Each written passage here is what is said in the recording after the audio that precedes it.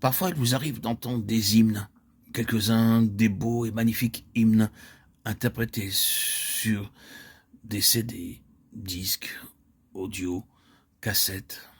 Ces hymnes peuvent être chantés par deux sortes de gens.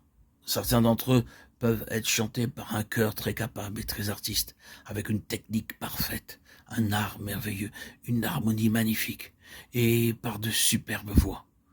Par ailleurs, d'autres peuvent ne pas être chantés avec toute cette habileté professionnelle, tout cet art ou tout ce niveau vocal et cette qualité de voix. Mais chaque fois, vous pouvez faire la différence entre ceux qui sont sauvés et ceux qui ne le sont pas. Vous savez que d'un côté, c'est un cœur paroissial des gens inconvertis. Je veux dire, ceci peut-être, est-ce là un jugement dur? Il y a quelque chose qui manque. C'est merveilleux, c'est magnifique, mais il y a là quelque chose qui est absent et qui vous manque. De l'autre côté, vous savez que ces gens sont sauvés, ils chantent parce qu'ils aiment le Seigneur. Ils ont une relation avec le Seigneur. Bien entendu, il faut un chrétien pour discerner la différence. Mais il y a une différence. Vous le savez vous-même, vous l'avez entendu. C'est simplement le sel, ce quelque chose d'indéfinissable qui fait toute la différence entre ceux qui sont dans une relation vitale avec le Seigneur et ceux qui font la même chose sur cette relation.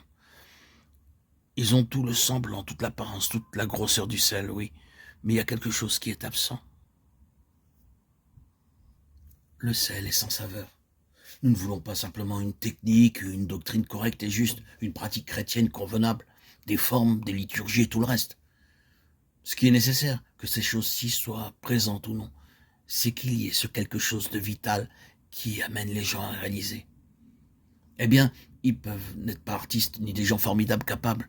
Ils peuvent ne Il peut ne pas y avoir toutes les marques d'une compétence remarquable en ce qui les concerne. Mais vous rencontrez le Seigneur, vous enregistrez quelque chose d'indéfinissable qui répond à votre cœur. Et c'est là ce qui importe.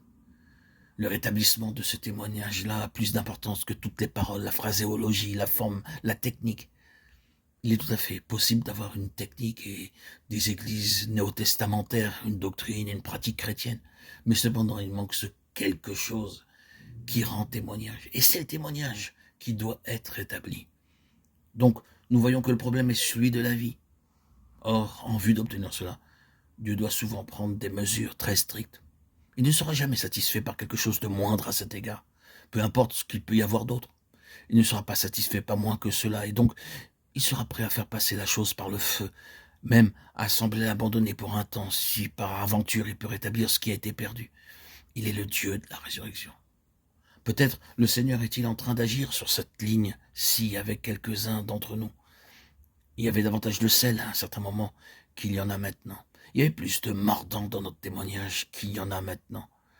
Le Seigneur peut nous conduire à travers une voie difficile, ou peut-être n'y a-t-il jamais eu ce mordant que désirait le Seigneur, et le Seigneur tente de nous enseigner qu'il est le Dieu de la résurrection, que nous sommes impuissants, inutiles, indignes, jusqu'à ce que Dieu lui-même agisse et que nous crions pour ce quelque chose-là, que lui seul peut accorder.